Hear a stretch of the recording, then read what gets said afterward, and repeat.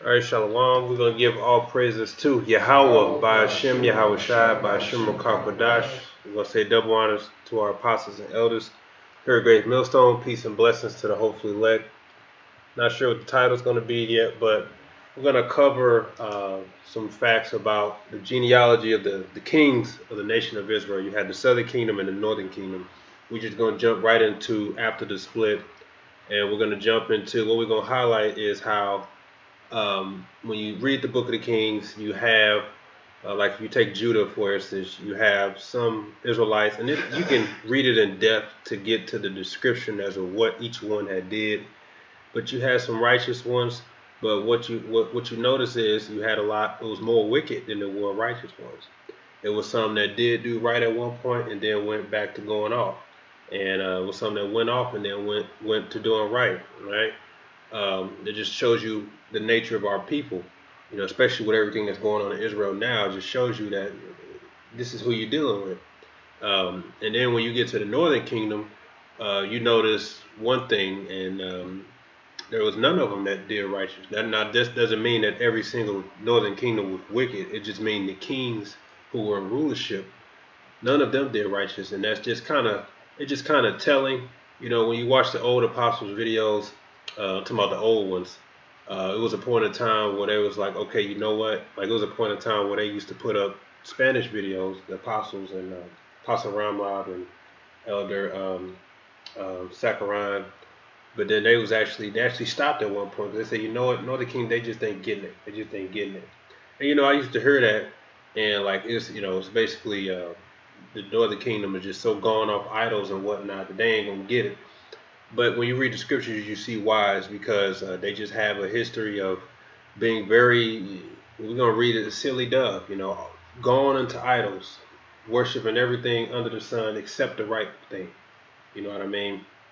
And it makes sense today why the Lord be judging them the way he be judging them, like he did Puerto Rico not that long ago, like he did them islands not that long ago. Okay? Because we're going to read it. And in the end, the Lord said that he's going to save the tents of Judah first, right? Because, start with King David. There was some righteous ones. And, of course, Yahweh Shai being the son of David, right? But in the end, the Lord's going to bring them both back together. And we're going to be unified once more. And, it's just some history, right? So, we'll start with that. We're basically going to start with Rehoboam. Rehoboam, right? Am I right on that? Yeah, Rehoboam, which was the son of Solomon. He was responsible for the split, which was prophesied. And he was the king over Judah, right? So you can go ahead. Yeah, start at 22. You read that to 33. 1 Kings 12, verse 22, and it reads, But the word of Yahweh came to Shemaiah, the man of Yahweh, saying, Speak unto Rehoboam, the son of Solomon, king of Judah, and unto all the house of Judah and Benjamin, and to the remnant of the people, saying, Thus said the Lord, ye shall not go up, nor fight against your brethren, children of Israel. Return every man to his house, for this thing is for me. They hearken therefore to the word of the Lord, and return to depart according to the word of the Lord. Right, because they was about to fight, because after the split, Rehoboam was like, no, y'all about to come back here. So we was about to go to war, but the Lord put a stop to it because he said no. All right, and thus that's what birthed the split kingdoms. Keep going. And Jeroboam built Shechem and Mount Ephraim and dwelt therein, and went out from thence and built Peniel. Right, so Jeroboam was basically the first king over the northern kingdom. He was Ephraim, and that's why Ephraim is the head over the northern kingdom, which today are known as the so-called Puerto Ricans. All right, go ahead. And Jeroboam said in his heart, Now shall the kingdom return to the house of David, if this people go up to do sacrifice in the house of the Lord of Jerusalem. Then shall the heart of this people turn again unto their Lord, even unto Rehoboam the king of Judah, and they shall kill me, and go again to Rehoboam king of Judah. Right, because the southern kingdom consisted of Judah, Benjamin, and Levi, because the Levi were the priests. So his mindset was, when the people go to sacrifice, eventually they're gonna go back to the Lord, and they ain't gonna be under my rule no more. And then I'm gonna get put to death, right? And then we're gonna be back to one kingdom again. Keep going. Whereupon the king took counsel and made 2 calves of gold, and said to them, it is too much for you to go up to Jerusalem. Behold thy God to Israel, which brought thee up out of the land of Egypt. And he set the one in Bethel, and the other he put in Dan. And this thing became a sin, for the people went to worship before the one even unto God. And he made a house of high places, and made priests of the lowest of the people, which were not of the sons of Levi. And Jeroboam ordained a feast in the 8th month, on the 15th day of the month, like unto the feast that is in Judah, and he offered upon the altar. So did he in Bethel, sacrificing unto the calves that he had made, and he placed in Bethel the priests of the high places which he had made. So he offered upon the altar which he had made in Bethel the 15th day of the 8th month, even in the month which he had devised of his own heart, and ordained a feast unto the children of Israel, and he offered upon the altar and burnt incense. Right. So you can go to chapter 13 now and just read 32 through 34. Now, like I said, for the most part, we're gonna hit each king briefly. We're not gonna go into the details, but it talks about the prophets and how they tried to warn them. Because, like I said, that doesn't mean that every northern kingdom was just wicked. No, because they had the prophets that went out before them, and the prophets were who? Israelites, of southern and northern. But you just see that when it came to the northern kingdom, which we're gonna read, that all of them were going off. You know, all of them followed after Jeroboam. But then when you get to the kings of Israel, Judah, there was some righteous, but it was more wicked than there were righteous.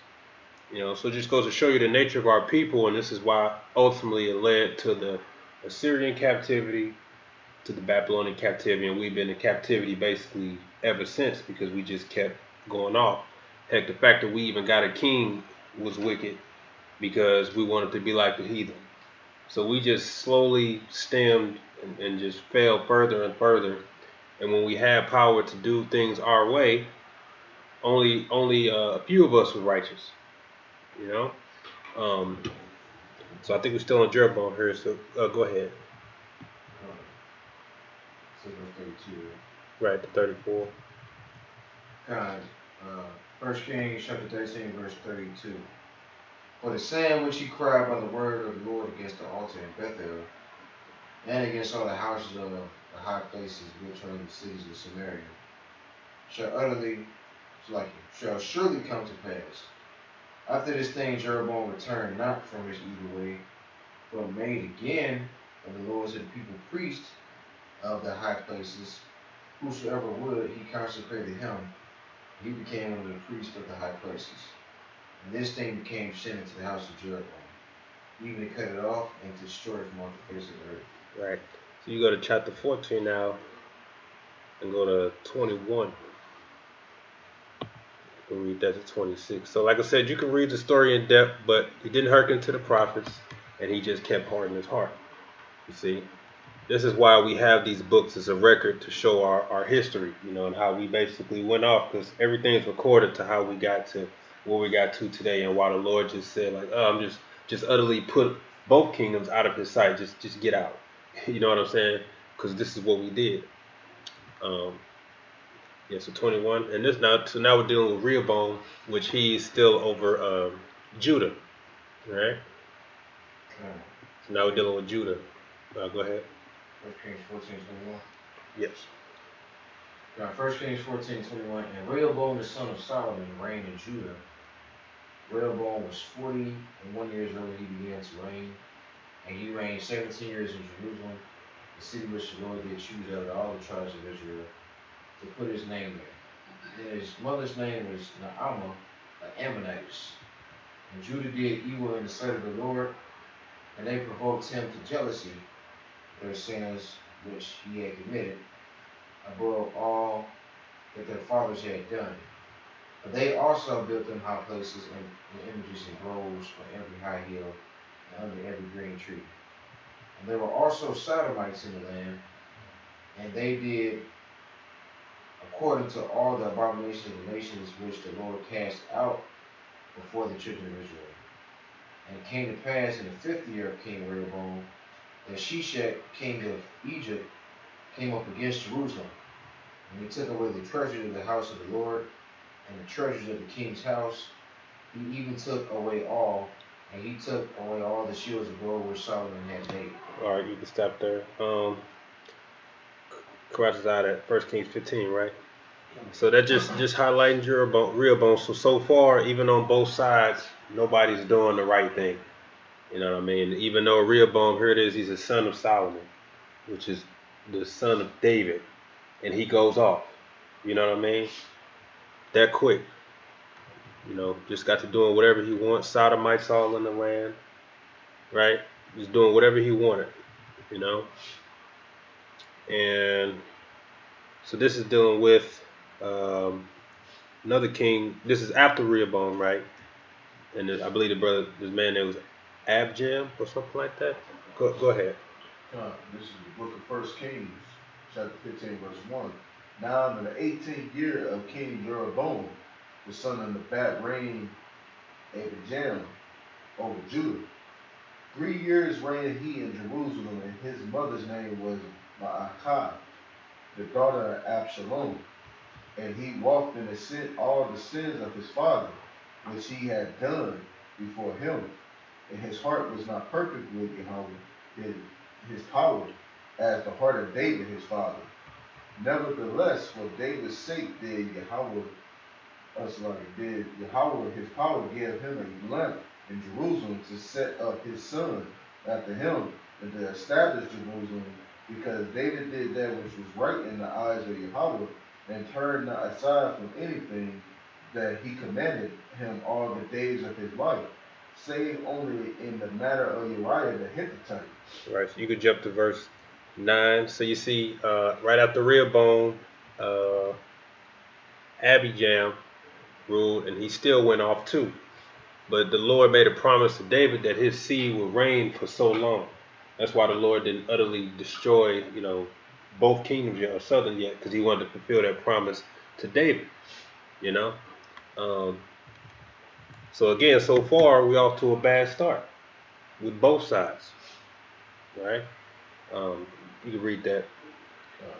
Verse 9, and it says, in the 20th year of Jeroboam, king of Israel, reigned Asa over Judah. And 41 years reigned he in Jerusalem. And his mother's name was Maacah, the daughter of Absalom. And Asa did that which was right in the eyes of Yahweh, as did David his father. And he took away the Sodomites out of the land, removed all the idols that his father had made, and also Maacah, his mother, even her being removed from being queen, because she had made an idol in a grove. And Asa destroyed her idol and burnt it by the brook Kidron. But the high places were not removed. Nevertheless, Asa's heart was perfect with Yahweh all his days. Now you can jump to verse 24. So with Asa, like her brother say, on Judah's side, he was righteous. Okay, he was righteous. He even took his mother down for being queen. He was like, no, we ain't about to do none of this stuff right here.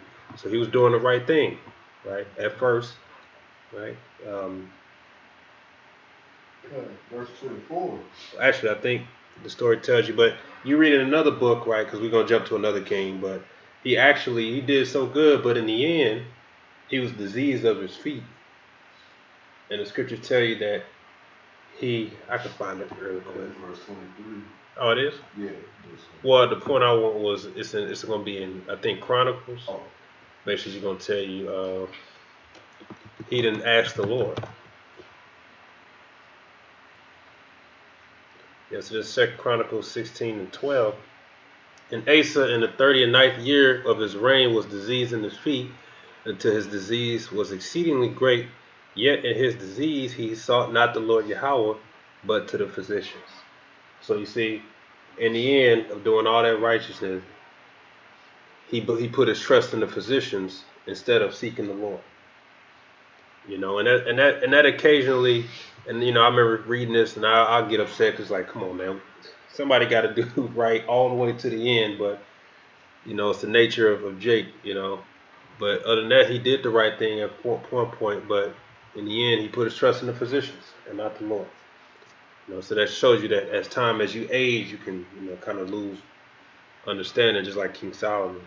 But so then you can go to what I said, 24.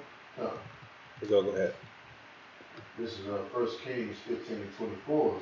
And Asa slept with his fathers and was buried with his fathers in the city of David his father, and Jehoshaphat his son reigned in his stead. Verse 25. Yeah. And Nadab the son of Jeroboam began to reign over Israel in the second year of Asa, king of Judah, and reigned over Israel 2 years. And he did evil in the sight of Yahweh, and walked in the way of his father, and his sins wherewith he made Israel to sin. And Baasha, the son of Ahijah, of the house of Issachar, conspired against him, and Baasha smote him at Gibeathon, which belonged to the Philistines. From Nadab and all of Israel laid siege to Gibeathon. Even in the third year of Asa, king of Judah, did Baasha slay him and reign in his stead. Right. So Nadab reigned after Asa went off, and then Baasha, who was Issachar, ended up slaying him. Right. Keep going. And it says, and it came to pass when he reigned that he smote all the house of Jeroboam, and he left not to Jeroboam any that breathed until he had destroyed him, according to the saying of Yahweh, which he spake by his servant Ahijah the Shilonite, because of the sins of Jeroboam, which he sinned, in which he made Israel sin by his provocation, wherewith he provoked Yahweh to Yahweh power of Israel to anger. Okay, let me correct myself slightly. He was the king over, Baasha was the king over Israel. I think I said Judah. That was a mistake. This is all while Asa is still alive. You know, like I said, you can read the story, but the prophecy basically, the Lord prophesied that all the house of Jeroboam will be destroyed. You know, his son got sick. He sent his wife try to disguise herself the prophet. The prophet said, "Your kid gonna die, and the Lord gonna whack all of the house of Jeroboam for his wickedness." So it ended up happening with Baasha. So after him, Nadab ruled. He was wicked. Then Baasha slew him. So then he ruled, and he was during the same time as Asa. So I just wanted to correct that. That's Israel there. You can go to verse. You read 30, right? So you can go to 32. And the reason it says, and there was war between Asa and Baasha, king of Israel, all their days. So we would still fight, right? Go ahead. In the third year of Asa, king of Judah, began Baasha, the son of Ahijah, to reign over all Israel and Perizah 24 years, and he did evil in the sight of Yahweh, and walked in the ways of Jeroboam, and in his sins, wherewith he made Israel to sin. So again, there's Israel, okay, northern kingdom going off. Okay, that's Issachar right there. All right, just following out the fathers of what? Jeroboam, you know. So you can go to chapter 16 now.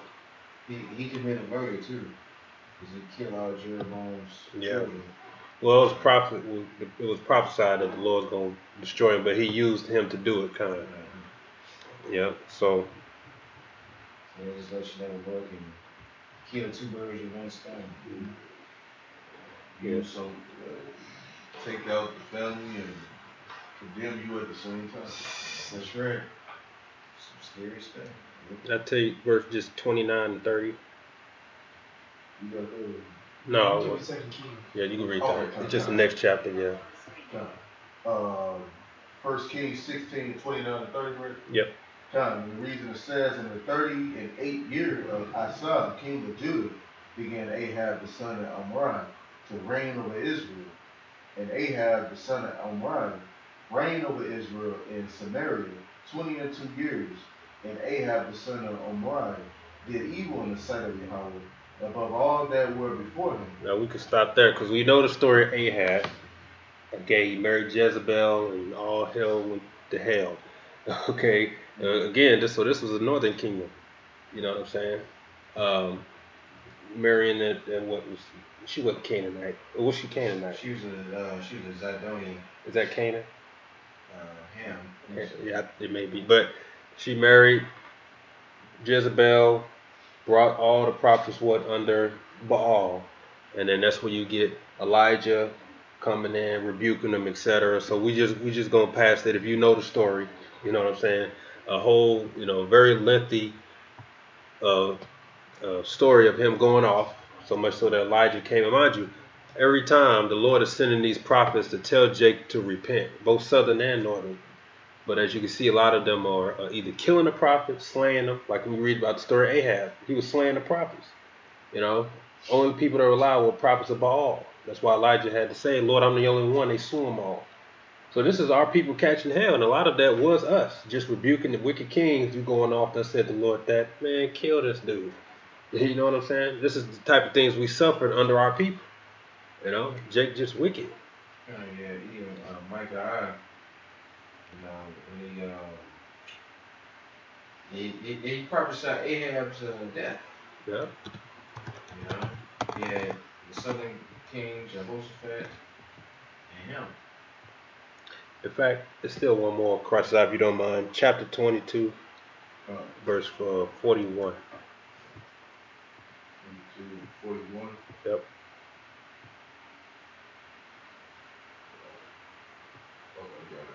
Yeah, so again, I'm skipping the story because it's really long. Ahab bucking up, humbling himself, bucking up, and still in the end got destroyed, because of that woman. Yeah. This is 1 Kings 22 and 41. And Jehoshaphat the son of Asa began to reign over Judah in the 4th year of Ahab, king of Israel. So Jehoshaphat, like the brother said, you have Jehoshaphat over Judah, Ahab over Israel. Jehoshaphat is the son of Asa. Like I said, Asa was righteous. It's just in the end, he put his trust in men instead of the Lord. Right? Keep going.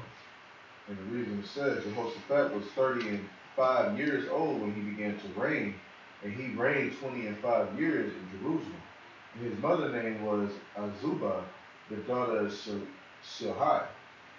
And he walked in all the ways of Asa, his father. He turned not aside from it, doing that which was right in the eyes of Yahweh. Nevertheless, the high places were not taken away, for the people offering burnt incense yet in the high places, and Jehoshaphat made peace with the king of Israel. Now the rest of the acts of Jehoshaphat and his might that he shewed and how he warred, are they not written in the book of the Chronicles of the Kings of Judah? And the remnant of the Sodomites which remained in the days of his father Asa, he took out of the land. Okay. So Hawashai, 2 Kings chapter 10, verse 18. So that's going all the way to, Asa and Jehoshaphat. And we had to get all the way here just to hear about somebody doing something right for once. You know what I mean? And that just shows you that Sodomites, Jake was still on the down low. Just depending on who was ruling, they came out openly. But when the right one came into place, he drove them all out the land. So that's a right thing. So you got people who, the Lord loves Sodomites. No, he don't. Because the right thing would be to cast them out the land. You can't do that here because you ain't got an island big enough to hold all of them. The right thing to be is to put them in. Yes. Yeah. So like going back to Jezebel, so you said she was Zidonian, right? Right. So they were Hamites, right? Right. I just didn't know that was Canaan. Kind of, yeah, because I was reading Genesis, yeah. The 10th chapter, basically going down the genealogy of Ham, and Zidon was Yeah, so she is a Canaanite. Yeah, and her name means with Baal, and that's the story right there, but there's Jake weak to that woman. But all right, brother, go ahead. This is 2 Kings chapter 10, starting at the 18th verse. And Jehu gathered all the people together and said unto them, Ahab served Baal a little, but Jehu still served him much. So okay, let's see. Jehu. Okay, so we jumping down to we on the northern kingdom side again. You got Jehu. All right, now he said Jeroboam served. Yeah, He said yeah. Ahab served Baal a little, but Jehu served him much. Right, but it said, but Jehu shall serve him much. Yeah, you know, basically Jehu shall serve him much. Like we about to go above and beyond. But when you read the story, he was actually being deceitful. He did this as a way to. In fact, go ahead and read the next verse. Okay. Now therefore, call unto me all the prophets of Baal, all his servants and all his priests. Let none be wanting, for I have great sacrifice to do to Baal. Whosoever shall be wanting, he shall not live.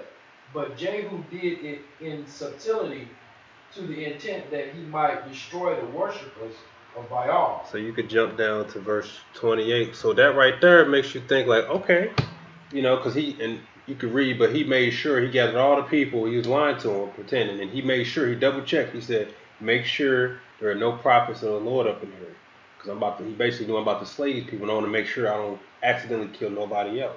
And that's exactly what he did. So you think that's honorable, right? Well, he still went on. You can go ahead. 2 Kings 10 and 28. Thus Jehu destroyed Baal out of Israel. Howbeit from the saints of Jeroboam the son of Nebat. Howbeit from the sins of Jeroboam the son of Nebat, who made Israel to sin, Jehu departed not after them, to wit, the golden calves that were in Bethel and that were in Dan.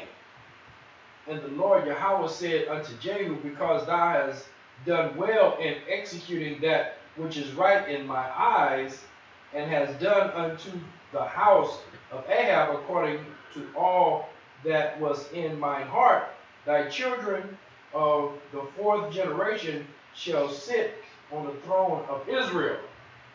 But Jehu took no heed to walk in the law of the Lord Yahweh, God of Israel, with all his heart, for he departed not from the sins of Jeroboam, which made Israel to sin. In those days the Lord Yahweh began to cut Israel short, and Hazael smote them in all the coast of Israel. Right, so right there, the Lord just complimented him doing the right thing, and yet he still goes off. He's following the way of Jeroboam, which we read. He set up golden calves and said, these are thy gods. You see, this is Jake, all right, in particular, you know, Northern Kingdom. That's why you'll hear occasionally, you'll hear the apostles talk about how when it comes to Ephraim, which just embodies the whole Northern Kingdom, the Latin tribe, that they're just so fucking far gone in the idols and shit like that, that you just understand, like, okay, this is why the Lord got to bring judgment upon, especially y'all on them damn islands, because y'all wicked, you know. But when you hear judgment going down to those people, you know, you got to understand, behind the scenes, they going off, man. They are very big in idolatry, especially when it comes to that Virgin Mary. And, you know, they got those, what is that, Lady of Guadalupe? You know, it's on their taxis, you know what I'm saying? They got, you go in their house and you're going to see statues of, they go off on purpose, and they know exactly what they're doing. And then they try to wake up to the fact that they're Israelites, and they see a so-called black Messiah. A lot of them get offended right then and there. They say, no, you know, if anything, he's a Mexican, which we had a Jake say that. He's a Mexican because his name is Jesus.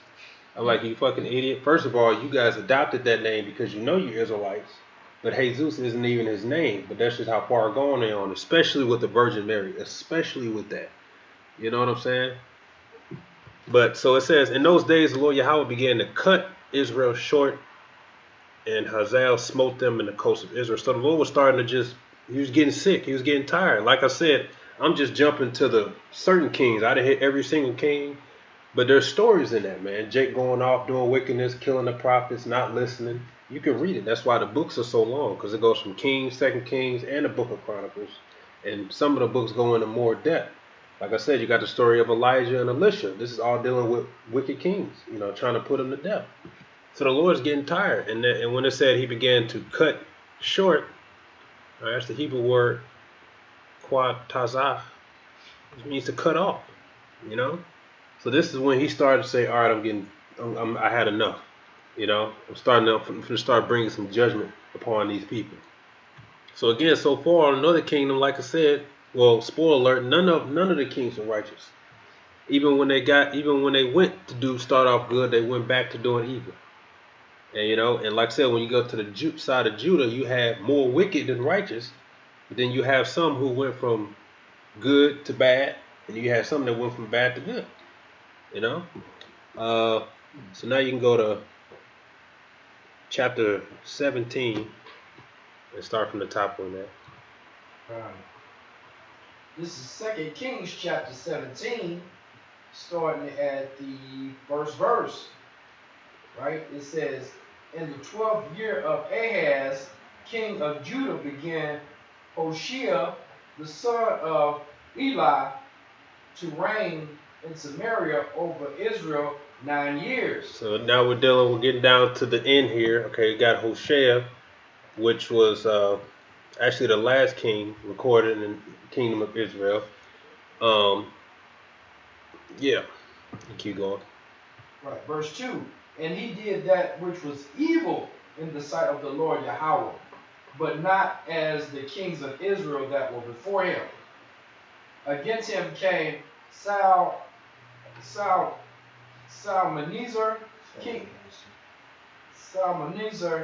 king of Assyria, and Hoshea became his servant and gave him presents.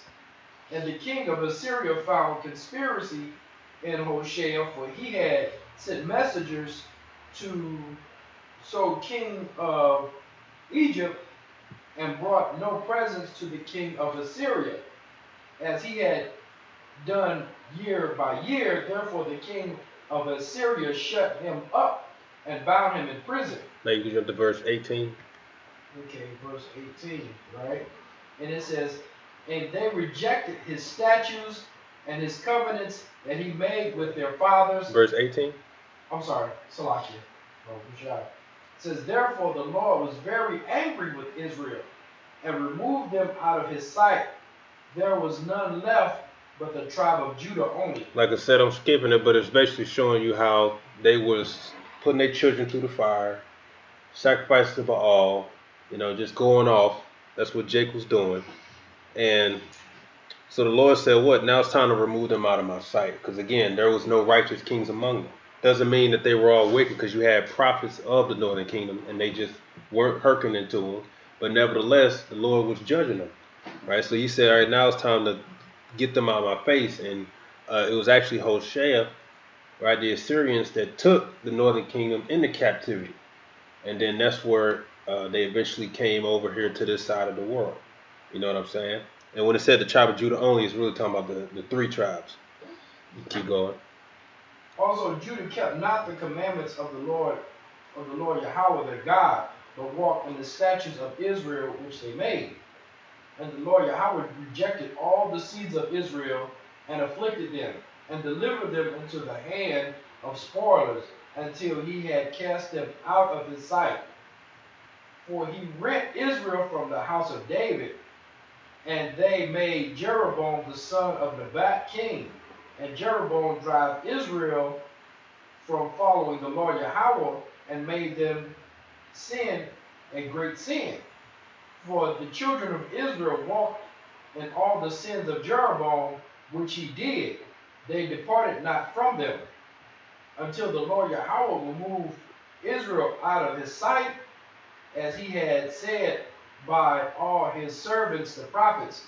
So was Israel carried away out of their own land to Assyria until this day. Right, so that ends that. So I just wanted to briefly touch on certain kings of the kingdom of Judah and Israel, and how we got to this point where the Lord just said, all right, enough is enough. I had enough. And at that point, we've been in captivity ever since. It went from the Syrians to the Babylonians, Persians and the Medes, to Greeks to Romans, to being in darkness. Well, we was in the Middle Ages, but we didn't have the Lord, to what? America, and that's where we're here today. You know what I'm saying? So that's how much we pissed the Lord off by not doing what was right. And like I said, even in the Southern Kingdom, you had some righteous ones, but there was more wicked than there were righteous. So that's the reason why the Southern Kingdom was basically around during those captivities, but there wasn't 100%. There was still some Northern Kingdom there. That's why you can read that in the New Testament when it tells you about the Asherite, right? And then the Lord said that He got other sheep to go tend to, which we were talking about the Northern Kingdom, because they was already on this side of the world by that time. So with that said, I know you told you Jeremiah 3, right? And the wife, if you don't mind, Hosea 4 and 11.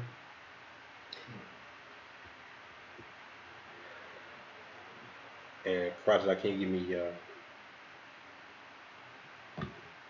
Jeremiah 31, 20. Go ahead, brother, on that Jeremiah. This is the book of Jeremiah chapter 3, and starting at the 6th verse, it reads, The Lord Yahweh said also unto me the days of Josiah the king, hast thou seen that which backslided Israel hath done? She's gone up upon every high mountain and under every green tree, and they have played the harlot. And I said, after she had done all these things, return thou unto me, but she returned not. And her treacherous sister Judah saw it. And I saw when, for all the causes whereby backslide Israel committed adultery, I had put her away and given her a bill of divorce. Yet her treacherous sister Judah feared not, but went and played the harlot also. Right, so you see what the Lord is talking about. You know what I'm saying? The Lord was dealing with both kingdoms, and there was times, like you said, individually. Like there's a story about, I forget the name of the king. I forget. But he was going to go to war, and he paid Issachar to come on up. But the Lord said, no, I don't want you to use them, because I'm pissed off with them right now. And if you go to war with them, I'm going to make you fall. And he was like, well, Lord, I already paid them. He said, I can give you more than that. So then he said, look, we don't need y'all. And they got mad. The scripture said they got mad at the southern. So that shows you that's more history on why there was strife between the tribes and how that built up. But there were times where the Lord was like, I'm with you in the war, but I ain't with them.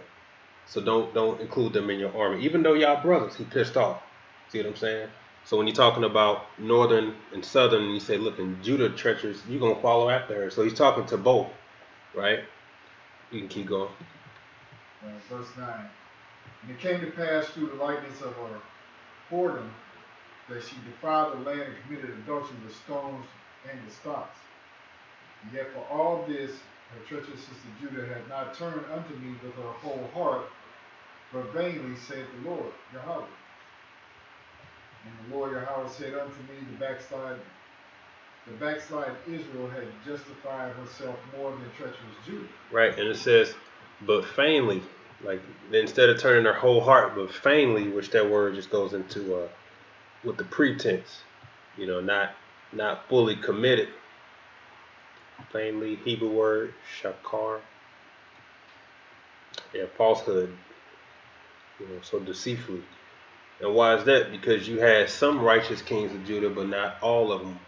So they would do some righteous things, and then they may go off. I just didn't touch on those stories, but there was plenty of times. And then you had some who went off, but ended up doing right in the end, like Hezekiah, right? You can keep going. Verse 12. Go and proclaim these words towards the north and say, return, thou backslide Israel, said the Lord Yahweh, and I will not cause my anger to fall upon you, for I am merciful, saith the Lord, and I will not keep anger forever. Only acknowledge thine iniquity, that thou hast transgressed against the Lord thy power, and hast scattered thy ways to the strangers under every green tree, and ye have not obeyed my voice, saith the Lord. Turn, O backsliding children, saith the Lord, for I am married unto you, and I will take you one of a city and two of a family, and I will bring you to Zion. Right. So that's the message for both tribes right now. Repent, and He'll take us what, one of a city and two of a family. He'll bring us back. Right. Okay, you can go to that Hosea for me. 11 to 19. So Isaiah 4 and verse 11, and it reads, whoredom and wine and new wine take away the heart. My people ask counsel at their stops, and their staff declared unto them, for the spirit of whoredom hath caused them to err. They have gone a horn from under their power. They sacrifice upon the tops of the mountains, and burn incense upon the hills, under oaks and poplars and elms, because the shadow thereof is good. Therefore your daughters shall commit whoredom, and your spouses shall commit adultery. I will not punish your daughters when they commit whoredom, nor your spouses when they commit adultery, for themselves are separated with whores, and they sacrifice with harlots. Therefore the people that does not understand shall fall. Though thou, Israel, play the harlot, yet let not Judah offend, and come not ye unto Gilgal, neither go ye up to Bethaven, nor swear the Lord liveth. For Israel slided back as a backsliding heifer, now the Lord will feed them as a lamb in a large place. Ephraim is joined to idols, let him alone. Yeah, you see, and this is why eventually you get to the when you trying to talk, man, trying to get through to these hard-headed Northern Kings. You got to remember, they are so gone into idolatry, man. That's why they get judged the way they get judged. In fact, if you just look up the top religion in, I think, like Puerto Rico or Roman Catholicism. So when they got hit by that tornado, when the Lord brought that judgment down there, they were still praying to those guys. Still, you know, like here it is. They can link themselves back to being linked to slavery, and they still go with the Roman Catholicism. They still follow in the belief of their oppressor that forced them into that religion in the first place. And you go down there, you try to, and that's why we got one brother. He's not a GMS, but we got one brother down there in Puerto Rico. We acknowledge you, Akia. We know you there, and he by himself. And we always watching, and we be like, I wonder if he gonna get. And he like, man, you gotta remember who you're dealing with. Okay, you're dealing with hard-headed Ephraim. Okay, a lot of them are just so stuck on stupid and idolatry. That's why Lord said, look, they joining the idols, man. Leave them alone. And just like the little clip, Brother Sher, with them little. I think they was at a club and dudes asking them questions, and it was all Northern Kingdom, and they basically talking about the stuff they like, and it was just foul. And most of them were sodomites. Yeah. You know what I'm talking about? And I just don't. You just be like, look, just send a nuke. When you heard, when you heard Judah say something, you know it's gonna be some wicked shit. But then you heard Northern Kingdom say something, you just like, ain't none of you got no sense understanding. I'm not trying to harp on them, but it just makes sense why the Lord say what they say. They just gone, man. Like, they just real big into idolatry. That's why it'll be hard, to get them to see the light. Because like I'm telling you, you're going to see that Lady of Guadalupe, Virgin Mary, Roman Catholicism, anything other than the truth. And because of the... Maria, is that the other one? What is it, Santa Maria? Yeah, Santa Maria is like the Dominican magic. Same thing. That's Northern Kingdom. And especially Simeon, they big on witchcraft, man. Simeon. Yeah, they just as bad as Levi. Yeah. Matter of fact, they worse than Levi. Well, every time I think of Simeon, women, first thing I think of witch.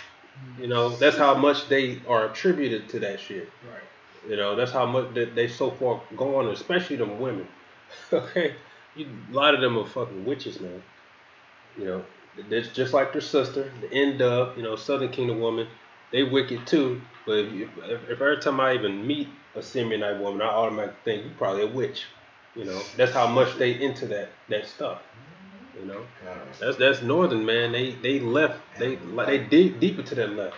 kind of like the funny thing about it is they have all the idols, you know, which is bullshit.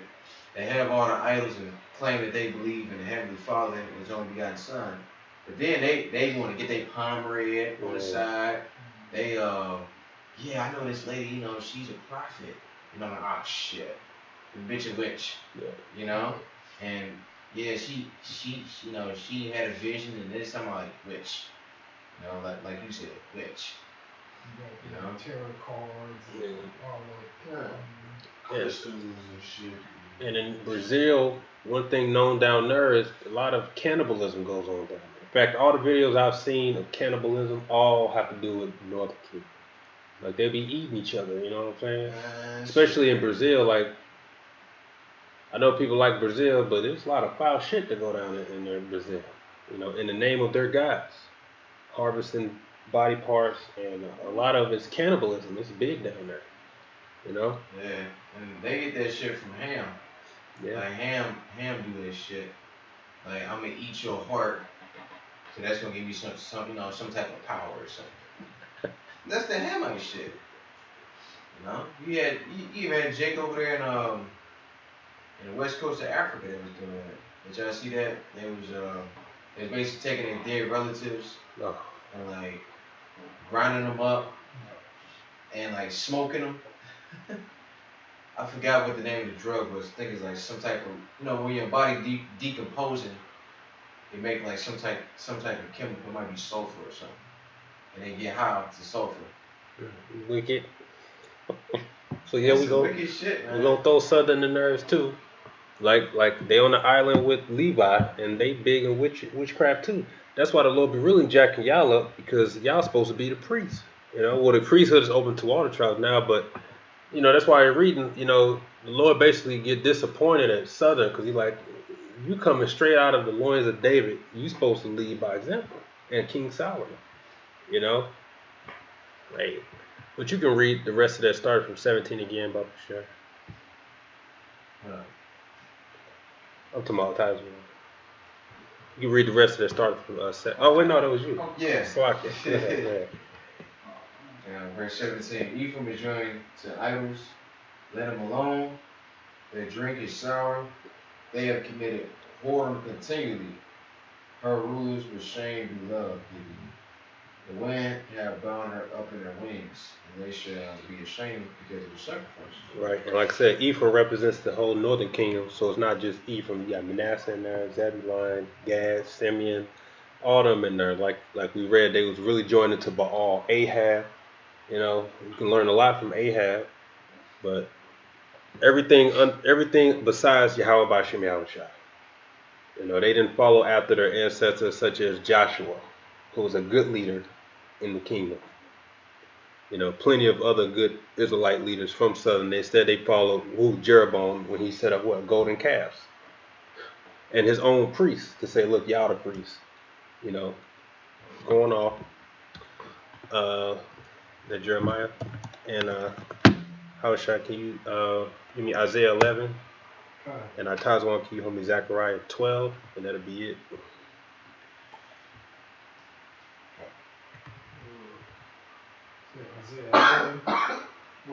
Isaiah 11. I forget which verse, but it's about the bringing them both together. Oh, okay. Go ahead. Jeremiah 30 and verse 20. 31 and 20. 31 and 20? Yeah. In fact, start at 18. This is Jeremiah 31 and verse 18. And it says, I have surely heard Ephraim bemoaning himself thus. Thou hast chastised me, I was chastised as a bullock, unaccustomed to the yoke. Turn thou me, and I shall be turned, for thou art Yahweh my power. Surely after that I was turned, I repented, and after that I was instructed.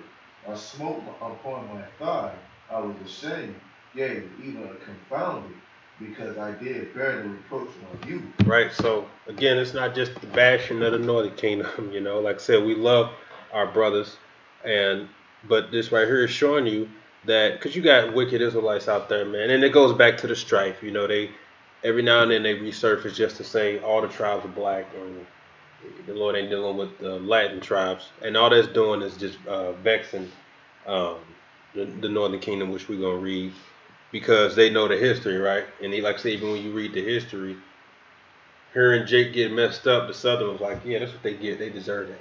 You know what I mean? Yeah, get them out of here. So all that stuff just brewed to now, and it's coming to an end. But nevertheless, it still affects some brothers out there, and just know that look, the Lord's still gonna have mercy on all the tribes. 12,000 out of every tribe. So you still a part of the kingdom. You know what I mean? And the Lord is acknowledging when Ephraim, basically the northern kingdom, acknowledging like, yeah, we messed up. He sees that. All right, keep going. And just like we had that one Jake, the Levite come down and was like, man, I hope he basically saying he hates Simeon and stuff like that, you know, because of what they're doing. And stuff, but, I mean, she was probably nasty and stuff.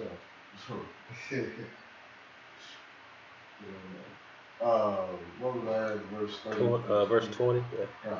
And it says, Ephraim, my dear son, is he a pleasant child? For since I spake against him, I do earnestly remember him still. Therefore my bowels are troubled for him.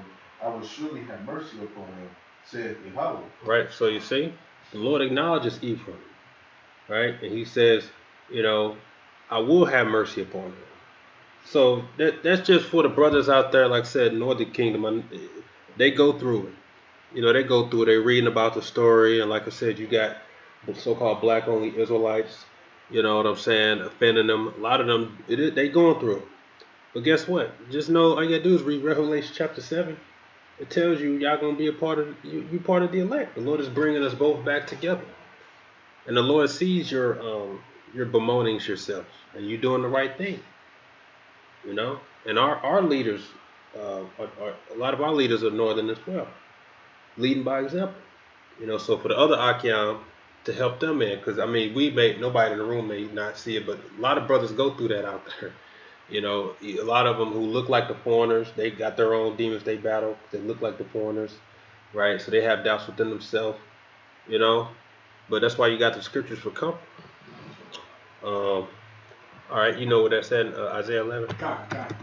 This is Isaiah 11, starting at the 13th verse. Yep.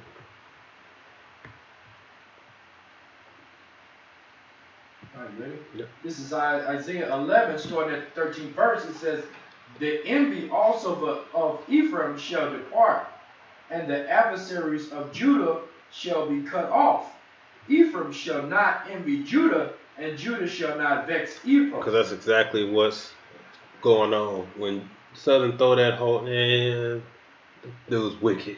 You know what I'm saying? That's just vexing them. And then you got the envy of vice versa because of the position. You know what I'm saying? Like, say, you got Howard Shai. All that we still deal with to this day in this truth. Even outside the truth. You know what I'm saying? Like, we talk about Simeon.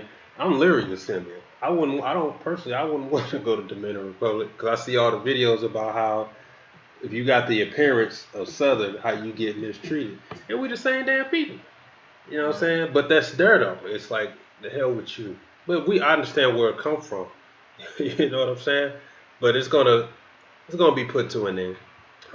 If I can add, because y'all, but for all you new people who might be watching, okay, Judah is the head tribe of the southern kingdom. You got Judah, Levi, and Benjamin. And then Ephraim is the head tribe of the northern kingdom. Okay? That's all the other tribes of the house of Israel, okay? And the scriptures basically saying that, you know, we used to fight one another, but the Heavenly Father is going to bring us all back together, okay? But just to add for the new people that may not know, okay? Right. You can read the next verse. Okay, it says, but they shall fly upon the shoulders of the Philistines toward the west, and they shall spoil them of the east together. They shall lay their hands upon Edom, okay? Edom was number one, and Moab, and the children of Ammon shall obey them. All right, so you see, in the end, we're going to have rule over these heathen, and they're going to obey us. Okay, we're going to be brothers again. which we are already brothers, but we're gonna be back joined again. God.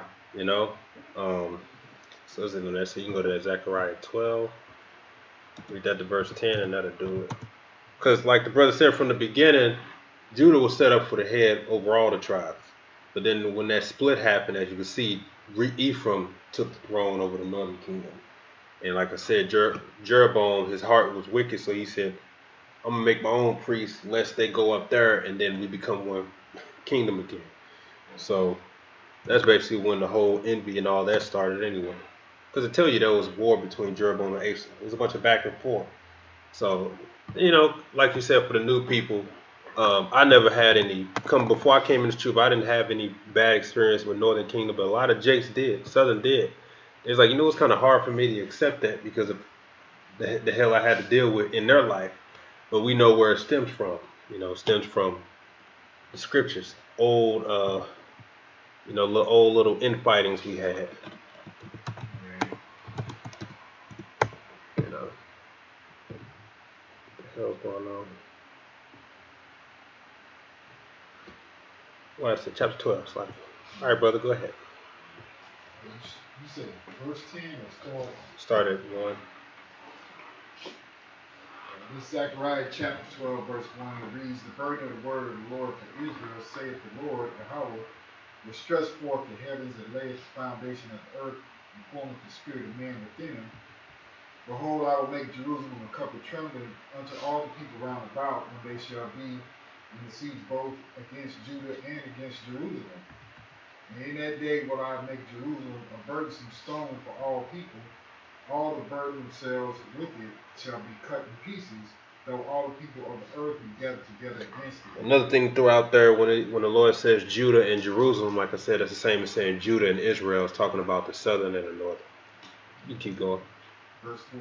In that day saith the Lord Yahweh, I will smite every horse with astonishment, and his rider with madness. And I will open mine eyes upon the house of Judah, and will smite every horse of the people with blindness. And the governors of Judah shall say in their heart, the inhabitants of Jerusalem shall be my strength in the Lord Yahweh of hosts their power. In that day will I make the governors of Judah like a heart of fire among the wood, and like a torch of fire in the sheep. And they shall devour all the people round about, on the right hand and on the left. And Jerusalem shall be inhabited again in her own place, even in Jerusalem. And the Lord Yahweh also shall save the tents of Judah first, and the glory of the house of David, and the glory of the inhabitants of Jerusalem do not magnify themselves against Judah. Right, because again, like we explained from the beginning, the southern kingdom, Judah was set up to be the head over the tribes. And then you had the split. And then you had the strife and the envy. And like I said, even though both ultimately went off, when it came to the kingdom of Israel, none of them was right. You know what I'm saying? And then you go into the Romans 11, the unnatural branches. Is it unnatural branches? Am I saying that right? The natural branches and the unnatural branches. I'm saying that right. And then it talks about what? Let not you say the natural was cut off so that I may be entered, because the same way you came in, the Lord can reject you too. Meaning, don't boast because you're saying, oh, okay, because it's primarily talking about the northern kingdom, and say, oh, Judah fell, so we can come in and try to boast yourself against the southern. The Lord said you can't do that because they can come back too. But nevertheless, He said He gonna say the tents of Judah first, right? Because it's the house of David is rest upon that. And that's who Yahushua is coming out of, right? And so that the northern kingdom don't magnify themselves against Judah. You keep going. Verse 8. In that day shall the Lord defend the inhabitants of Jerusalem, and he that is feeble among them at that day shall be as David, and the house of David shall be as the Most High, as the angel of the Lord before them. And it shall come to pass in that day that I will seek to destroy all the nations that come against Jerusalem. And I will pour upon the house of David and upon the inhabitants of Jerusalem the spirit of grace and of supplications. And they shall look upon me whom they have pierced, and they shall mourn for him, as one mourneth for his only son, and shall be in bitterness for him, as one that is in the bitterness for his firstborn. Right. So, and that's what we believe, that in the kingdom is going to be a day where we mourn over Yahushua's body. But it says here, it says what? That he going to pour upon the house of David and Jerusalem what? The spirit of grace and supplication. So that's open to all the tribes. So at the end of the day, the Lord is going to redeem the whole nation of Israel in the kingdom, and the elect, which consists of 12,000 out of each tribe and a mixed multitude. Right? And I think,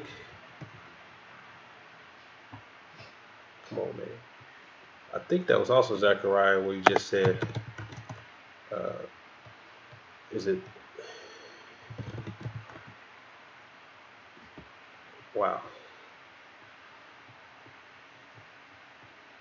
I'm right at the end and they want to do that. Okay.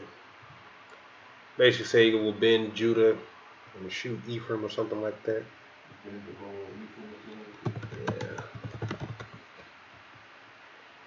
I know this in Zechariah. Maybe I'm wrong. Zechariah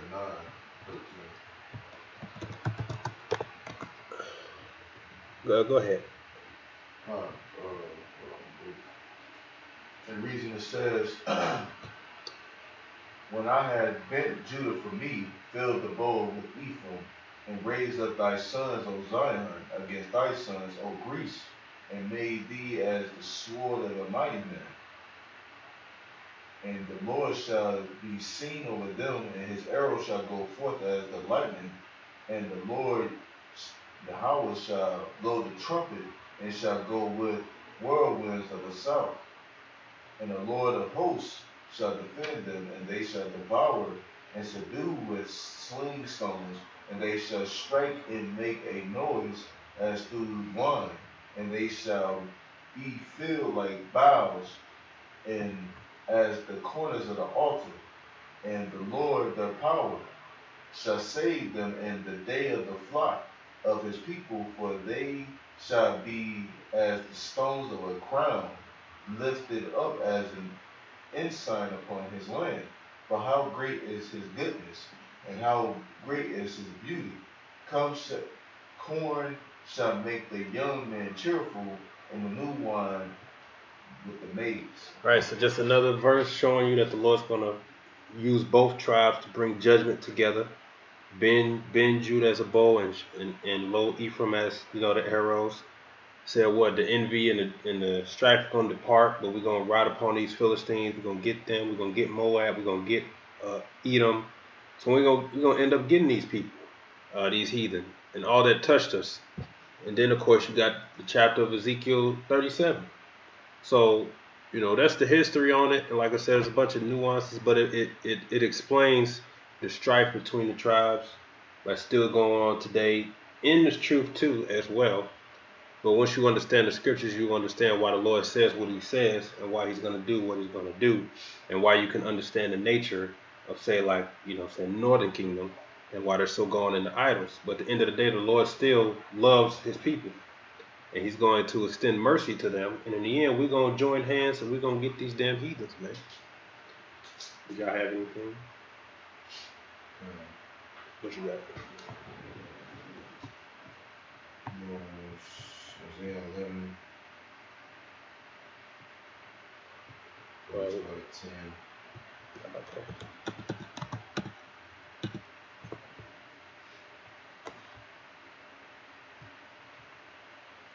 And it reads, and in that day there shall be a root of Jesse, which shall stand for an ensign of the people, and to it shall the Gentiles seek, and his breast shall be glorious.